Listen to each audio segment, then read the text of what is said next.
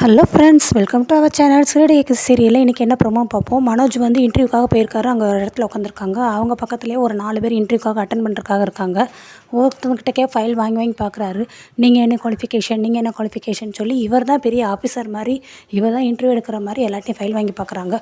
நீங்கள் 2 டிகிரி தானா அப்படின்னு சொல்லி ஒருத்தவங்கள்ட்ட பார்க்குறாங்க. இன்னொருத்தவங்கள்ட்ட பார்த்துட்டு உங்களுக்கு எக்ஸ்பீரியன்ஸே இல்லையா, என்னம்மா நீ எக்ஸ்பீரியன்ஸ்லாம் இல்லை, ஆனால் நீலாம் வேலைக்கு வந்திருக்க அப்படின்னு சொல்லி அங்கே ஒரு கைட்கிட்ட பேசிகிட்டு இருக்காங்க. ஸோ எல்லார் ஃபைலையும் பார்க்குறாங்க. அதுக்கடுத்து சார் உங்கள் ஃபைலை காட்டுங்க பார்ப்போம் அப்படின்னு சொல்லி அவங்கெல்லாம் கேட்குறாங்க. மனோஜ் இவர் ஃபைல் எடுத்து காட்டுறாரு. இவ்வளோ படிப்பு படிச்சிருக்கீங்களா சார் நீங்கள்? ஆமாம், இங்கே இருக்கிற யாருமே இந்த படிப்புலாம் படிச்சிருக்க மாட்டீங்க. உங்களுடைய எல்லா படிப்பையும் சேர்த்தா நான் மொத்தமாக ஒரே தான் ஆட முடிச்சிருக்கேன் நான். ஸோ நான் வந்து குவாலிஃபிகேஷனில் ரொம்ப அதிகமான இருக்கிற ஆட்களில் நான் தான் அப்படின்னு சொல்லி சொல்கிறாங்க. அடுத்து மனோஜ் நீங்கள் இப்போ இன்டர்வியூ அட்டன் பண்ணலாம் அப்படின்னு சொல்லி கூப்பிட உள்ளே போகிறாரு. உள்ளே போய் 2 பேர் இருக்காங்க. ஃபைலெல்லாம் கொடுக்குறாங்க. ஃபைலை கொடுத்து எல்லாமே அட்டன் பண்ணி பார்த்து எல்லாமே இருக்காங்க. ஃபைலை நல்லா தரவாக பார்த்துறாரு. பார்த்துட்டு இந்த குவாலிஃபிகேஷனில் இருக்கிற உங்களே தான் நாங்கள் தேடிக்கிட்டு இருக்கோம், இந்த மாதிரி ஆளை தான் நாங்கள் செலக்ட் பண்ண போகிறோம் அப்படின்னு சொல்லிட்டு இருக்காங்க. ஆக்சுவலி சார், இந்த என்னோடய குவாலிஃபிகேஷன் உங்கள்கிட்டக்கே இருக்காது. இந்த இடத்துல நான் தான் உங்களே இன்டர்வியூ எடுக்கணும். ஆனால் என்ன பண்ணேன், என்னுடைய பேட் டைம், எனக்கு நேரம் சரியில்லை. இன்னமும் நான் வந்து இன்டர்வியூ அட்டன் பண்ணி ஜாப் தேடிக்கிட்டே இருக்கேன். இப்போ உங்களுக்கு நல்ல டைம் வந்துருச்சு, குட் ஜாப், உங்களுக்கு நல்ல வேலை கிடைக்கிது அப்படிங்கிறாங்க. அப்படியே சார் எனக்கு வேலை கிடச்சிச்சா அப்படிங்கிறாங்க. ஆமாம், உங்களை மாதிரியான இந்த குவாலிஃபிகேஷன் இருக்கிறனால தான் நாங்கள் தேடிகிட்டே இருக்கோம். ஸோ வந்து உங்களுக்கு வந்து நாங்கள் வேலை கொடுக்க ரெடியாக இருக்கோம் அப்படிங்கிறாங்க. அப்படியே ஓகே சார், எப்போ சார் அட்டன் பண்ணேன், இப்போயே அட்டன் பண்ணிடலாமா, இப்போயே நான் வேலைக்கு ஜாயின் பண்ணிடலாமா, நான் ரெடியாக இருக்கேன் சார் அப்படிங்கிறாங்க. சார் இருங்க சார் அதுக்குன்னு ஒரு ஃபார்மெட் இருக்குது, நீங்கள் அதுக்குன்னு கொஞ்சம் அமௌண்ட் வந்து இன்வெஸ்ட்மெண்ட் பண்ணணும், எல்லாமே இருக்குன்னு. சார் எவ்வளோ சார் வாங்கணும், அப்ளிகேஷன் ஃபார்ம் வாங்கணுமா, ஃபில் பண்ணணுமா, என்கிட்ட ஒரு 300 இருக்குது, அது ஓகே தானே சார் அப்படிங்கிறாரு. அந்த 300 எங்கேருந்து வச்சுன்னா அவங்க அப்பா சட்டப்பையிலேருந்து ஆட்டையை போட்டு வந்தார் பார்த்தீங்களா, அந்த 300 தான் இந்த இது அப்படிங்கிறாரு. சார் 300 என்ன சார் சொல்கிறீங்க, இந்த இது வந்து கனடாவில் வந்து வேலை வாய்ப்பு வாங்க போகிறீங்க, ஸோ நீங்கள் கனடாவில் ஒர்க் பண்ணுறோம், அதுக்கு எப்படி சார் 300 வாங்கணும், என்னது கனடாலையா, அப்போ இது ஃபாரிங்கா, okay super, trouble okay sir அப்படின்னு சொல்லி மனோஜ் சொல்கிறாரு. சார் அதுக்கு எவ்வளோ சார் ரூபா கொடுக்கணும் அப்படின்னு கேட்குறாங்க. 14 lakhs அப்படின்னு. என்னது 14 லட்சமா அப்படின்னு. ஆமாம் சார், கனடாவில் நீங்கள் போன 2-3 மாதத்தில் இந்த அமௌண்ட் எடுத்துட மாட்டிங்களா, நீங்கள் உங்களுக்கு லட்சக்கணக்கில் உங்களுக்கு சேலரி இல்லைன்னு. சார் அது ஓகே தான், லட்சக்கணக்கில் நீங்கள் சேலரி கொடுக்குறீங்க, பட் ஆனால் 14 lakh நான் இப்போ உங்களுக்கு ரெடி பண்ணி கொடுக்கணுமா, ஐயோ அப்பாடி அப்படின்னு சொல்லி மனோஜ் பயங்கரமாக யோசிக்கிறாரு. என்ன சார் நீங்கள் அவ்வளோ பெரிய கனடாவில் போய் வேலை பார்க்க போகிறீங்க, 14 லட்சம் உங்களால் ரெடி பண்ண முடியாதா, சீக்கிரமாக நீங்கள் ரெடி பண்ணிட்டு வாங்க, கன்ஃபார்மாக உங்களுக்கு தான் வேலை, நீங்கள் ஏஜென்ட் மூலமாக தான் வந்திருக்கீங்க, இந்த ஏஜென்ட் எல்லாம் கேள்விப்பட்டு தான் வந்திருக்கீங்க. ஆமாம் சார் அப்படிங்கிறாங்க. சரி அப்புறம் என்ன, சீக்கிரமாக நீங்கள் போய் அந்த 14 lakhs நீங்கள் ரெடி பண்ணிட்டு வாங்க அப்படின்னு சொல்லிட்டு இவங்க வீட்டுக்கு அனுப்பிடுறாங்க. அடுத்து இங்கே வீடை காட்டுறாங்க. வீட்டில் வந்து அண்ணாமலை வந்துட்டு எனக்கு சுடுதண்ணி வேணுமா வச்சுத்தாமா அப்படின்னு சொல்லி கேட்டுட்டு இருக்காரு. இந்த வைக்கிறேன் மாமாங்கிறாங்க மீனா. கரெக்டாக நேரம் ரோகிணி விஜயும் 2 பேரும் நடந்து வந்துட்டு மனோஜ் மத்தியானம் வீட்டுக்கு வந்துடுவாளம்மா சாப்பிட்றதுக்கு அப்படிங்கிறாங்க. ஆமாம் ஆண்டி, இன்டர்வியூ அட்டன் பண்ணிட்டு வீட்டுக்கு வந்துடுறேன்னு சொல்லியிருக்கான் அப்படின்னு இவங்க 2 பேர் பேசுகிறாங்க. கரெக்டாக அண்ணாமலையும் முத்துவும் நடந்து வந்துடுறாங்க. டே நீ இப்போ மத்தியானம் சாப்பிட வடாலாம் நல்லா இருக்குன்னு, அப்போ சவாரி இல்லாட்டினா மத்தியானம் சாப்பிட வந்துடுவேன், இதில் என்னப்பா இருக்குது அப்படின்னு பேசிட்டு வரும்போது ரோஹிணியும் விஜயம் பேசுகிறத கேட்டுறாங்க. என்னது இன்டர்வியூ அட்டன் பண்ண போயிருக்கானா, அப்போ இந்த வேலையும் போச்சா அவனுக்கு அப்படின்னு முத்து கேட்குறாங்க. 2 பேர் திரு முழிக்கிறாங்க. அண்ணாமலைன்ட்டு என்னம்மா என்னாச்சு அவனுக்கு இன்டர்வியூ அட்டன் பண்ண போயிருக்காங்கிற, அப்போ வேலை இதுக்கு முன்னாடி பார்த்த வேலை என்ன ஆயிடுச்சின்னு சொல்லி அண்ணாமலை கேட்குறாங்க. அது வந்து மாமா அப்படிங்கிறாங்க. விஜய் ஒன்று சீக்கிரமாக சமாளிச்சுட்டு இல்லைங்க, இப்போ இதுக்கு முன்னாடி இந்த வேலை வந்து அவனுக்கு வந்து அதை விட இது வந்து கொஞ்சம் பெரிய வேலையும், அதனால் இந்த வேலையை விட்டுட்டு இன்னொரு பெரிய வேலைக்காக இன்டர்வியூ அட்டன் பண்ணி இன்றைக்கி போயிருக்கான் அப்படிங்கிறாங்க. எப்பா பார்த்தியா கேட்டியா, இது பாரு, இருக்கிற வேலையெல்லாம் விட்டுட்டு வேறு வேலைக்கு இன்டர்வியூ அட்டன் பண்ணி போயிருக்கானா, அது இந்த வேலையை வச்சுக்கிட்டே போய் அட்டன் பண்ண வேண்டியதானப்பா அப்படின்னு சொல்லி முத்து சொல்கிறாரு. ஆனால் ரோகின்ட்டு அங்கிள் மனோஜை பற்றி இவட்ட பேச வேண்டாம்னு சொல்லுங்கன்னு. இப்போ நான் என்ன தப்பாவாக பேசிட்டேன், உள்ளது தானேப்பா சொல்கிறேன், வேலையே இல்லை, அதுக்கப்புறம் இவனுக்கு எதுக்கு இன்னும் போய் இன்டர்வியூ அட்டன் பண்ணிகிட்டு இருக்கானா, இன்னும் திருப்பி தேடிட்டு தானே இருக்கான் அப்படின்னு சொல்லி முத்து வந்து கிண்டல் பண்ணுறாரு. ஆனால் விஜய் வந்துட்டு பேசாமல் இருடா, நீ உன் வேலையை பாருடா அப்படின்னு.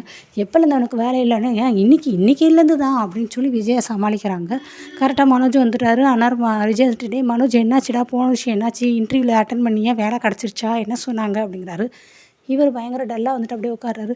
என்னடா ஏன்டா அப்படி இருக்கு அப்படிங்கையும் பக்கத்து காதுக்குள்ளே வந்து என்னமோ பேசுகிறாரு. நல்ல விஷயம் தானடா அப்படின்னு விஜயா சொல்கிறாங்க. அதுக்கப்புறம் திருப்பி காதுக்குள்ளேயே பேசுகிறாரு மனோஜ் வந்து.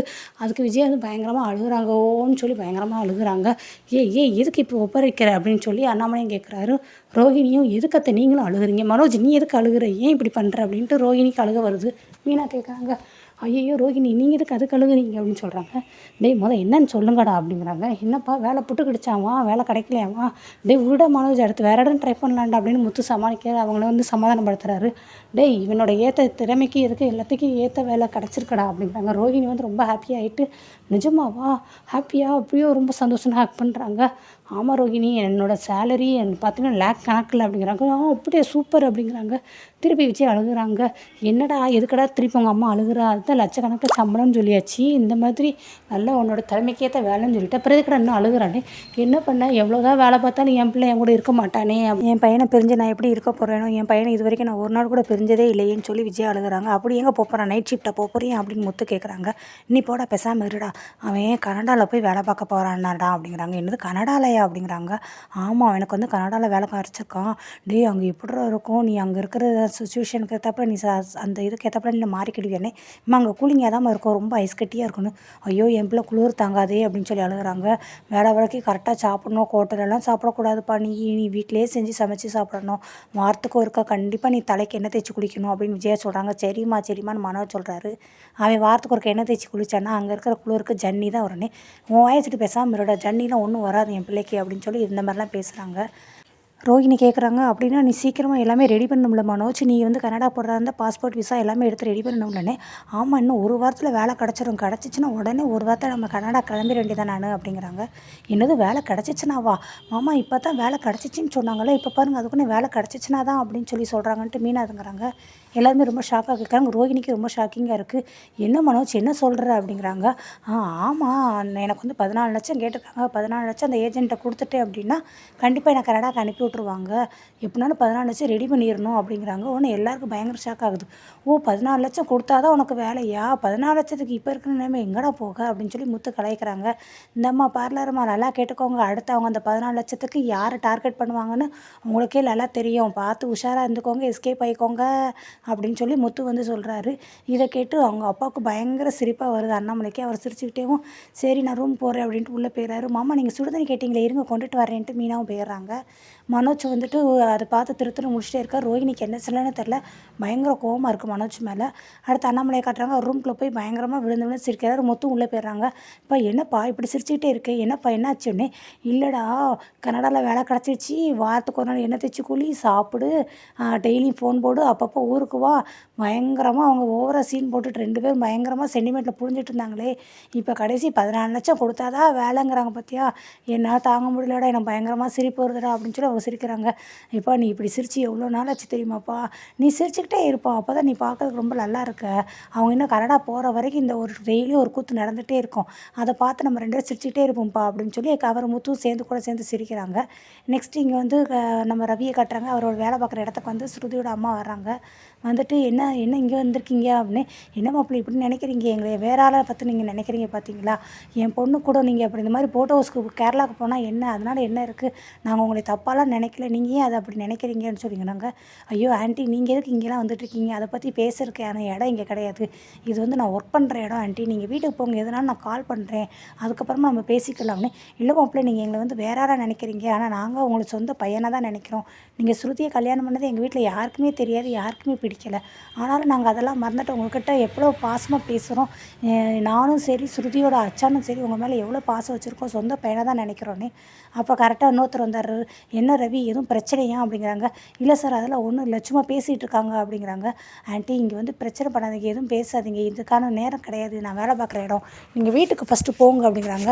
அதெல்லாம் இல்லை மாப்பிள்ளை, நீங்கள் என் பொண்ணுக்கிட்ட இப்படி சொல்லியிருக்கீங்க, உங்கள் 2 பேருக்குள்ளே பிரச்சனை வர்றதுக்கு நான் தான் காரணங்கிற மாதிரி சொல்லியிருக்கீங்க, அதை எப்படி நாங்கள் காரணமாக இருப்போம், நீங்களும் என் பொண்ணும் நல்லா இருக்கணும்னு சொல்லி நாங்கள் ஆசைப்படுவோம்ல, நீங்கள் எப்படி எங்களை தப்பாக நினைக்கலாம் அப்படிங்கிறாங்க. ஆண்டி அப்படி நான் எதுவுமே தப்பாக நினைக்கல அப்படிங்கிறாங்க.